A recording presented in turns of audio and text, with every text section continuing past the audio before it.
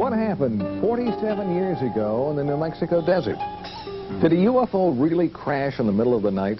And if it wasn't a UFO, what was it? From UFOs to psychic powers and government conspiracies, history is riddled with unexplained events. You can turn back now, or learn the stuff they don't want you to know.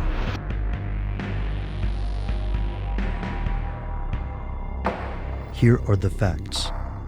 As the story goes, a mysterious object crashed to Earth in 1947, landing at Foster Ranch just outside of Roswell, New Mexico. In earlier episodes, we examined the official and unofficial accounts of this story. Most of the wilder claims have been debunked by mainstream historians, and the government's official statement about the crash has remained the same for more than 50 years. The thing that crashed at Roswell, they claim, was a weather balloon, but this wasn't always the official statement.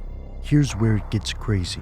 The first civilian report of the Roswell crash is found in the July 8, 1947 edition of the Roswell Daily Record. Major J.A. Marcel, the intelligence officer of the 509th Bombardment Group at Roswell Army Air Field, or RAAF, announced that the group had come into possession of a flying saucer.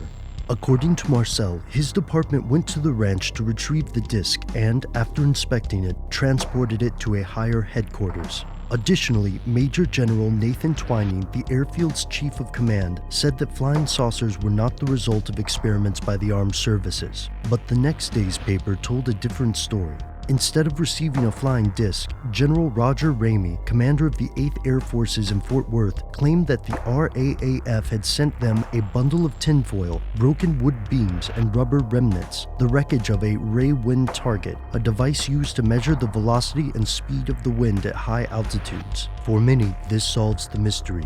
Initial accounts were incomplete, and once officials discerned the truth, they corrected their reports. But, ask theorists, if this is the case, then why did Major Marcel claim to have investigated the disc before sending it to Fort Worth? Would an intelligence officer really be unable to recognize tinfoil, rubber, and broken wood beams? The Roswell story didn't gain the importance it has today until the National Enquirer published a story about it more than 30 years later, in 1978. This article renewed public interest and inspired hundreds of future ufologists, leading some to conclude that this was nothing more than a popular fad. If there was a truth to this story, why wasn't it already news? Yet copies of the Roswell Daily Record exist, and the stories on July 8th don't match up with the stories in the next day's issue. Why? Was the military initially mistaken and rushing to correct itself? Or was there something military intelligence didn't want you to know?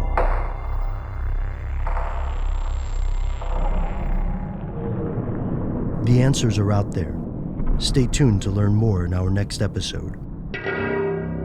When I got up, went up the steps and up the ramp, and I was going into the emergency room, I noticed that the doors were open, but what was odd about it, there was an MP standing beside each one of the vehicles in the back. The doors were open. Naturally, I was curious, and I just happened to look in. That's when I saw some debris that looked like parts of a plane or something that they hadn't had a crash.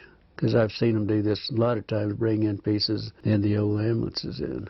It looked like it might be aluminum, but it looked more like the metal looked more like stainless steel that had been heated. It was blue. But what was odd about it, it looked like around the curved part in the front of the canoe, there was some designs or something. It kind of reminded me of maybe some Egyptian signs or whatever.